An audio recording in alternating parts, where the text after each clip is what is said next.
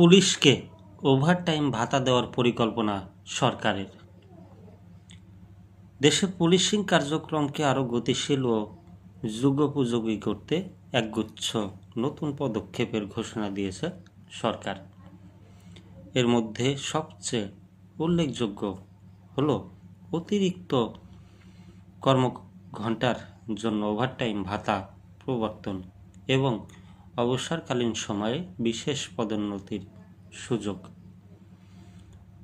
রোববার রাজারবাগে পুলিশ অডিটোরিয়ামে প্রধানমন্ত্রীর বিশেষ কল্যাণ সভায় এসব গুরুত্বপূর্ণ সিদ্ধান্ত ও পরিকল্পনার কথা জানানো হয়। রাজারবাগ পুলিশ লাইন্স মাঠে পুলিশ সপ্তাহ 2026 উদ্বোধনের পর কল্যাণ সভায় প্রধান অতিথি হিসেবে উপস্থিত ছিলেন প্রধানমন্ত্রী তারেক রহমান।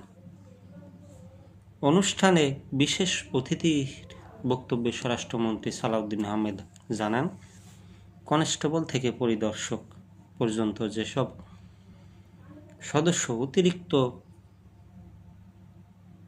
সময় দায়িত্ব পালন করবেন তাদের জন্য বিশেষ নীতিমালার ভিত্তিতে ওভারটাইম ভাতার ব্যবস্থা করার পরিকল্পনা করছে সরকার।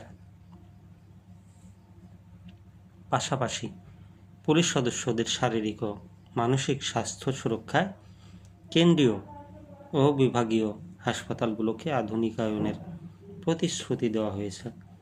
এছাড়া উন্নত স্বাস্থ্য পরীক্ষার জন্য নতুন ও বিশেষায়িত হাসপাতাল নির্মাণের কাজ সরকারের অগ্রাধিকার তালিকায় রয়েছে বলেও জানান স্বরাষ্ট্রমন্ত্রী।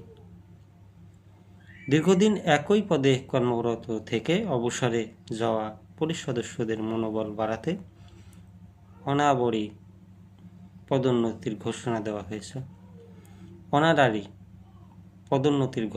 হয়েছে।